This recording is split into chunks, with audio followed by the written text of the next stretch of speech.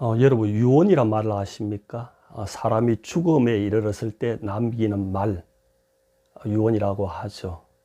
새는 죽을 때 그 목소리가 구슬프고, 사람은 죽을 때 그 말이 아름답다. 이런 말이 있습니다. 여러분, 생각나는 유언이 있습니까? 이순신 장군 잘 아시죠? 임진왜란 때 나라를 구하신 아주 위대한 장군이시죠. 이순신 장군은 노량해전 때 적의 유탄을 맞아 전사하게 됩니다. 죽기 직전 그는 이런 말을 남겼습니다. 내 죽음을 적에게 알리지 말라. 그의 나라 사랑하는 마음을 잘 드러내고 있습니다.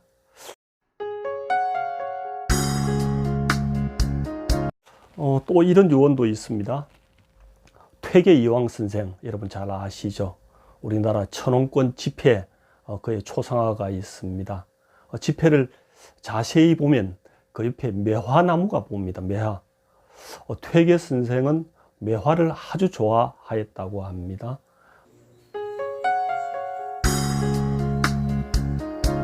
도산서당을 짓고 그 뜰하게 매화나무를 심었습니다. 지금도 그 매화가 있는데요. 도산매라고 합니다. 퇴계 선생은 왜 매화를 좋아하였을까요? 매화는 추운 겨울을 이기고 봄의 꽃을 피웁니다. 추운 겨울, 서리와 눈을 맞고 그 견디는 그 모습에서 선비들의 굳은 기계를 보았습니다. 이황 선생은 매화를 아주 좋아해서 매화를 소재로 시를 많이 남겼습니다. 매화 시첩이 있습니다. 또 매화와 관련된 이야기가 하나 있습니다. 아주 재미있습니다.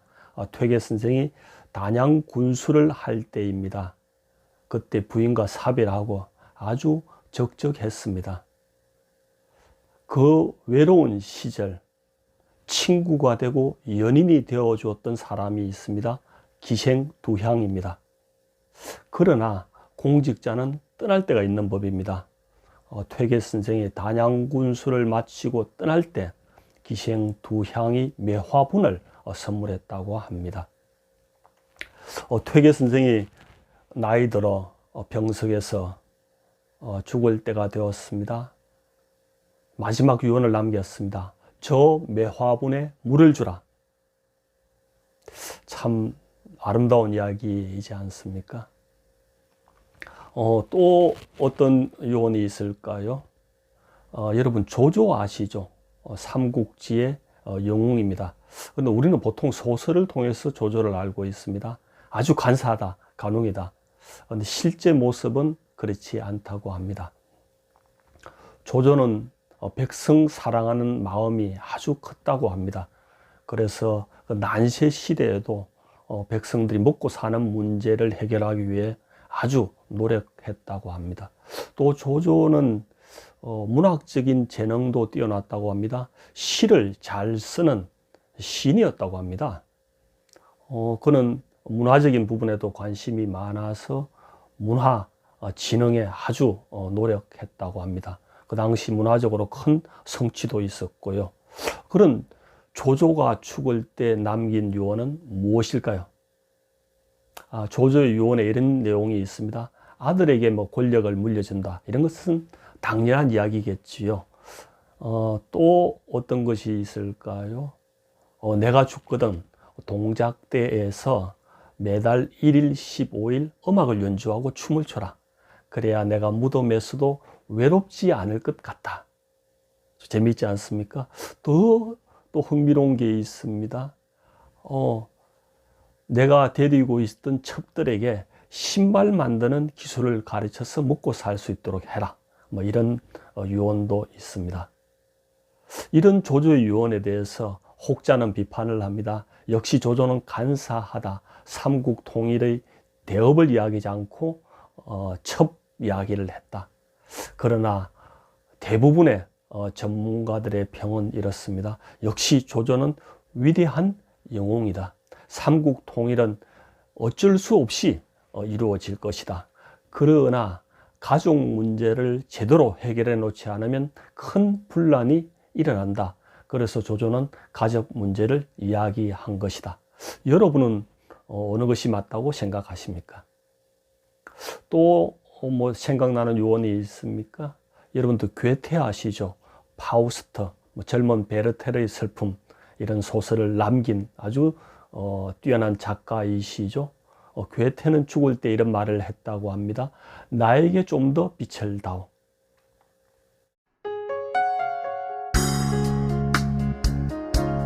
요즘 100세 시대입니다. 100세까지 살 수 있다는 것은 엄청난 축복이죠. 100세 인생, 여러분 어떤 계획을 가지고 계십니까?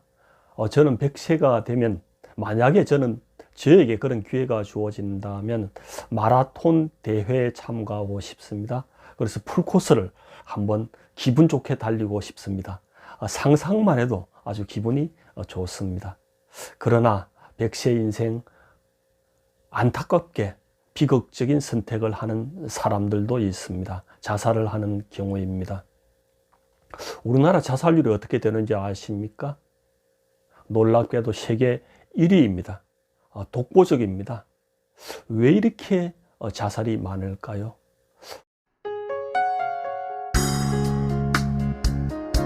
우리 사회 경쟁이 너무 치열합니다. 극심한 경쟁으로 스트레스를 받고 그 스트레스로 우울증이 생기는 것입니다.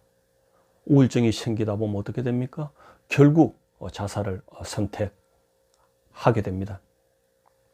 우리나라 자살의 또 큰 특징은 노인 자살이 많다는 것입니다. 노인 자살률, 특히 7, 80대는 엄청나게 많습니다. 왜 그럴까요? 우리나라 노인 자살은 노인 빈곤과 직접 관련이 있습니다. 우리나라 노인 빈곤율이 어떻게 되는지 아십니까? 노인 빈곤율도 한국이 세계 1위입니다.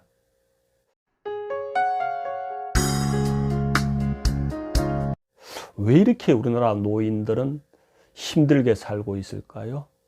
젊을 때 비정규직으로 제대로 노후 준비를 못했기 때문에 그렇다는 어떤 분석이 있습니다. 또 여성들은 경력 단절 등으로 노후 준비를 할 수 없었던 그런 사정도 있을 거예요. 여러분, 지금 여러분은 어떻게 살고 있습니까?